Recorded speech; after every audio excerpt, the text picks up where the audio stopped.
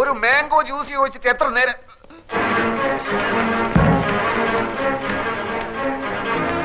ഇതൊക്കെ മാനേജർ രവീന്ദ്രനാഥ് അവിടെ ആരാ?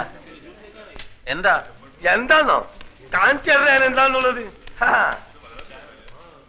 അതിന്റെ മോനെ കായും കടുമറിച്ച് വീട് കാലിയാക്കി മുങ്ങാന്ന് വിചാരിച്ചേ. ഏത് കാശ്? ഏത് കാശോ? അന്റെ ഉമ്മനെ കെട്ടിക്കാൻ മേടിച്ച കാശാടാ. മര്യാദക്ക് സംസാരിക്കണം. എന്താ കാക്ക, എന്താ പ്രശ്നം? പ്രശ്നം എന്താണ് നിങ്ങൾ കേൾക്കണോ? ഈ അറാൻ മറന്നവന്റെ കെട്ടോട് കൂടി ബെൻസ് കാർ എടുക്കാനാണെന്നും പറഞ്ഞ് എന്നോട് 1.25 ലക്ഷം ഉറുപ്പിക മേടിച്ചു. ഇന്നോട് മുണ്ടാണ്ടും പറയാണ്ടും വീടും മാറി. എടാ ഈ മൂന്നമ്മല് സോപ്പും തേച്ച് വന്നപ്പോഴേ എനിക്ക് ലൗട്ട് അടിച്ചതിൽ എന്തോ കുഴപ്പമുണ്ടെന്ന്. എന്താണോ അവിടെ നടക്കുന്നത്? ഒരാൾ വന്ന് ഇവിടുന്ന് ബഹളം ഉണ്ടാക്കുന്നു. ഇതെന്റെ ഒപ്പല്ല. പിന്നെ നിങ്ങൾക്കൊക്കെ അറിഞ്ഞൂടെ എനിക്ക് ബെൻസ് കാറൊന്നും ഇല്ലെന്ന്? നീ കായ് മേടിച്ചിട്ട് കാറ് മേടിച്ചോ കാപ്പിക്കൂട് മേടിച്ചോ പുള്ളാക്ക് മേടിച്ചോ ഒന്നും എനിക്കറിയണ്ട. എടാ പൈസ കടം മേടിച്ച് കോട്ട് സൂട്ടിട്ട് എടുക്കാൻ ഉളുപ്പില്ല നമുക്ക്. അതെ പൈസ തരാൻ അറിയുന്നുണ്ട്, ഞാൻ വാങ്ങാനും എനിക്കറിയാം. അത് വാങ്ങിയിട്ട് അവിടുന്ന് പോകും. നിങ്ങൾക്ക് അറിയോ അടുത്ത ആഴ്ച എന്റെ മോളെ നിക്കാറാണ്. എനിക്ക് പൈസ കിട്ടണം. കൊറേ നമുക്ക് പൈസ. ഇവിടെ കിടന്ന് ബഹളം വെച്ചിട്ട് ഒരു കാര്യമില്ല. നിങ്ങൾക്ക് എന്തെങ്കിലും കംപ്ലൈന്റ് ഉണ്ടെങ്കിൽ MD എടുത്ത് പറയൂ. ഏത് തട്ടി? MD അല്ല, MD, മാനേജിംഗ് ഡയറക്ടർ, അതായത് മുതലാളി. എവിടെ? അതാ അവിടെ ഉണ്ട്. ഇനിയൊന്നും നോക്കാനില്ല, അകത്ത് കയറ്റരുത്, അടിച്ച് പണി കഴിച്ചോളാം. അസല് തന്തക്ക് വരുന്ന എന്റെ കാശ് മേടിച്ചാടാ പന്നി. ഇങ്ങോട്ട് ഇറങ്ങി വാടാ. ഇന്ന് രണ്ടിലൊന്ന് അറിഞ്ഞിട്ടേ വീരാൻ ഇവിടുന്ന് പോകുള്ളൂ. ഇങ്ങോട്ട് ഇറങ്ങി വാടാ. മാറുന്നതിന്റെ മന തല്ലെ കൊല്ലാൻ പറഞ്ഞു MD. പോലെ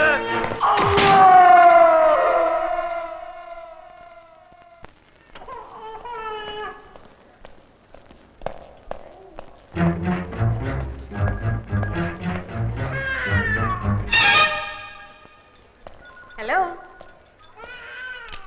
തടിയുടെ കൂടി മുടി അല്പം ചുരുണ്ടു, ഒക്കെ അല്പം കുറഞ്ഞു അല്ലേ? എന്താണാവോ പുതിയ കണ്ടുപിടുത്തം? എന്താണെന്ന് ഞാൻ പറഞ്ഞാലേ ആൽഫി ചേട്ടൻ വാലും പൊക്കിക്കൊണ്ട് ഓടും. ഒറിജിനൽ ആൽഫിയെ ഞാൻ കാണിച്ചു തരാം. ചേട്ടൻ അങ്ങോട്ട് ചെന്നാട്ടെ. എല്ലാരും ഭാര്യയുടെ അടുത്ത് കാത്തിരിപ്പുണ്ട്.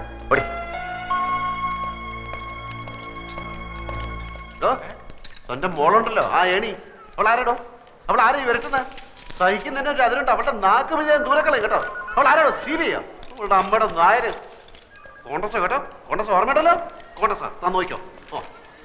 അല്ല ഇയാളെന്തിനാ ഇടയ്ക്കിടയ്ക്ക് കോണ്ടസ എന്ന് പറയുന്നു? നമ്മൾ ഈ നാരായണ നാരായണ എന്ന് പറഞ്ഞ നാമം ചെല്ലാറില്ലേ, അതിന് പകരം ഇവൻ കോണ്ടസ കോണ്ടസ എന്ന് പറയുന്നു. അപ്പൊ കോണ്ടസ എന്ന് പറഞ്ഞ ദൈവമാണല്ലേ? അല്ലേ ചോദിച്ചോട്ടെ, ഈ പുരാണത്തിൽ ഈ കഥാപാത്രം ആരുടെ മകനായിട്ട് വരും? പുരാണത്തിൽ ഈ കഥാപാത്രം പൂതനയുടെ അമ്മായിയമ്മയായിട്ട് വരും.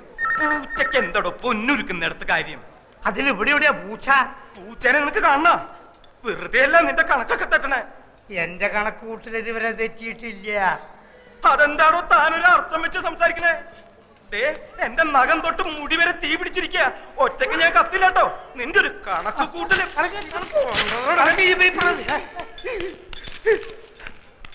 എന്റെ മോൾ എന്നാ ഒന്ന് നടക്കുക എന്റെ ഡോക്ടറെ? ഒന്ന് അനങ്ങിയാ ഞങ്ങൾ ഓടിച്ചു കാണിക്കില്ലേ? വെറുതെ കരഞ്ഞ് ആ കുട്ടിയെ കൂടുതൽ വിഷമിപ്പിക്കരുത്. ചന്ദ്രയെ സന്തോഷിപ്പിക്കുന്ന ഒരു വാർത്ത എന്റെ കയ്യിലുണ്ട്. എന്താ അത്? ചന്ദ്രയുടെ ഒറിജിനൽ ആൽഫിയെ ലേഖ കണ്ടുപിടിച്ചു. ഇതാ ഞാൻ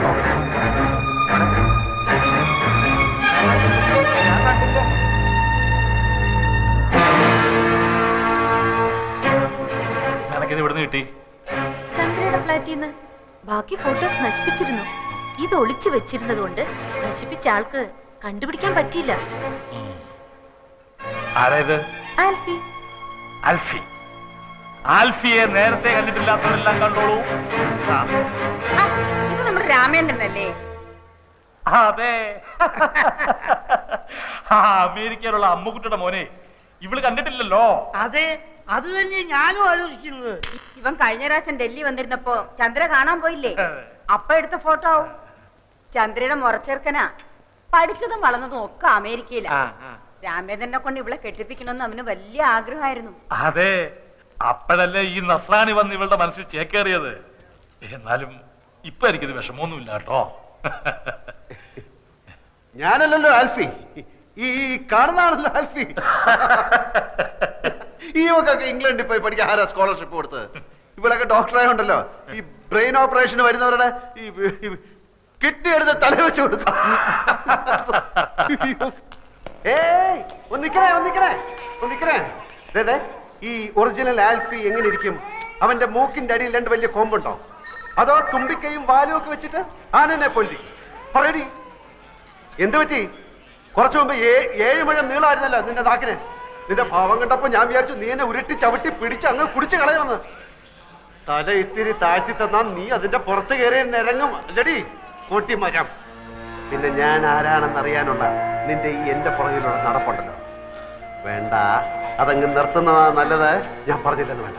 കൂടുതൽ കളിച്ചാൽ നിന്നെ പിടിച്ച് കഴുത്തിലൊരു കമ്പ് വെച്ച് കെട്ടി തോട്ടിയാക്കി വല്ല മാങ്ങയും പുളിയും പറക്കി എത്തി പിള്ളേർക്ക് കൊടുക്കും. എന്റെ ശരിക്കുള്ള സ്വഭാവം നടക്കാനുള്ള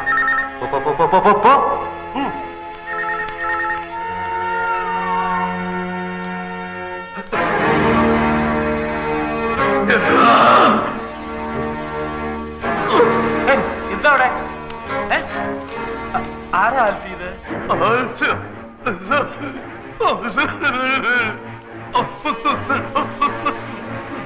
എന്താ ഇയാള് പറയുന്നേ? ഒന്നും മനസ്സിലാവുന്നില്ലല്ലോ. ആൽഫി അറിയോ ഇയാളെ?